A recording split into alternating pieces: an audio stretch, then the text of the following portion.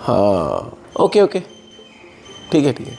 जब कोई आपको रिपीटेडली ये रिप्लाई करता है तो यह एक पैटर्न है आपको इग्नोर करने का। साइकोलॉजी के हिसाब से इग्नोरिंग या लो एंगेजमेंट बिहेवियर रैंडम एक्सीडेंट नहीं होता। जब आप किसी को मैसेज करते हो और उनका रिप्लाई हूँ, ओके, फाइन होता है, या फिर वो आपसे बात करते करते फोन देखने लग जाता है, ये सब अनकॉन्शियस वेज होते हैं इमोशनल इन्वेस्टमेंट या डिजायर टू कनेक्ट की कमी का। आज हम समझेंगे कि क्यों लोग इग्नोर करते हैं, उनका बिहेवियर आपको क्या बताता है और कैसे आप उस इग्नोर को डिटेक्ट कर सकते हो। चलिए पहला सिग्नल देखते हैं। जब किसी का रिप्लाई एक दो लफ्जों में होता है हूँ, ओके, फाइन, हो सकता है आप सोचते होंगे कि यार वो कहीं बिजी है, पर रिसर्च बताती है कि जब किसी को इमोशनल जेस्ट नहीं होती है या कनेक्शन कम होता है तो रिप्लाई का लेंथ और डेप्थ दोनों गिर जाते हैं। एक स्टडी में यह बताया गया है कि जब एंगेजमेंट हाई होती है तो लोग लॉन्गर रेस्पॉन्स देते हैं, डिटेल शेयर करते हैं, फॉलो अप क्वेश्चन भी करते हैं। यह एक तरह की कंसिस्टेंट बिहेवियर होती है। अगर आपको लगता है किसी का रिप्लाई ओके, फाइन जैसा है और उसके बाद सवाल ही नहीं आ रहे, तो ये एक सटल और क्लियर सिग्नल है इमोशनल इन्वेस्टमेंट कम का। रिमेंबर, रिप्लाई का कंटेंट नहीं,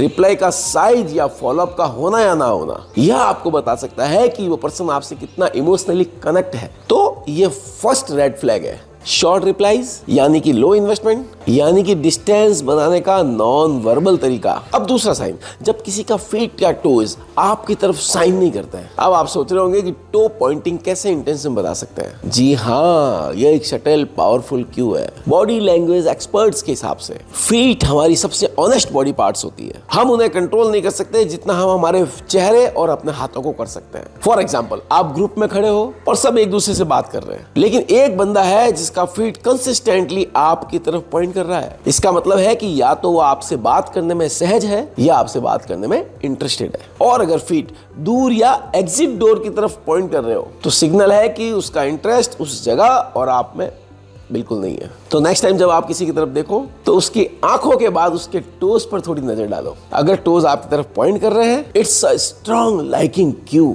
चलिए नेक्स्ट साइन देखते हैं। आपने किसी को मैसेज भेजा है, भाई कल मैंने जिम ज्वाइन किया है, और सामने से रिप्लाई आया, ओह नाइस, ओके, और बस यही खत्म। यह सिर्फ शॉर्ट रिप्लाई नहीं होता है। फॉलो अप क्वेश्चन का ना करना सबसे बड़ा साइन होता है कि सामने वाले का इमोशनल एंगेजमेंट जीरो के आसपास है। साइकोलॉजी में इसको कन्वर्सेशनल क्यूरियोसिटी ड्रॉप बोला जाता है। जिस पर्सन को आप में इंटरेस्ट होता है वह नेचुरली पूछता है, कहाँ ज्वाइन किया, कैसा था, रूटीन क्या रहता है। तो precisely curiosity is equal to care और इमोशनल इन्वेस्टमेंट का परफेक्ट ब्लेंड है। रिसर्च के हिसाब से जब ह्यूमंस कनेक्शन फील करते हैं तो वह कॉन्शियसली नहीं, सब कॉन्शियसली फॉलो अप क्वेश्चन पूछते हैं। यह दिमाग का नेचुरल रैपिड बिल्डिंग मैकेनिज्म होता है। लेकिन अगर कोई पर्सन हर बार कन्वर्सेशन को वन साइडेड बना दे, कोई डिटेल ना पूछे, कन्वर्सेशन को ग्रो ना करे, सिर्फ ड्राई रिप्लाई दे, तो इसका सीधा मतलब है भैया मुझे आपसे कन्वर्सेशन आगे नहीं बढ़ाना। और कभी कभी ये इंसल्टिंग लगता है, पर सच ये है कि यह एक नॉन वर्बल बाउंड्री होती है। लोग कॉन्फ्लिक्ट अवॉइड करने के लिए direct I am not interested नहीं बोलते,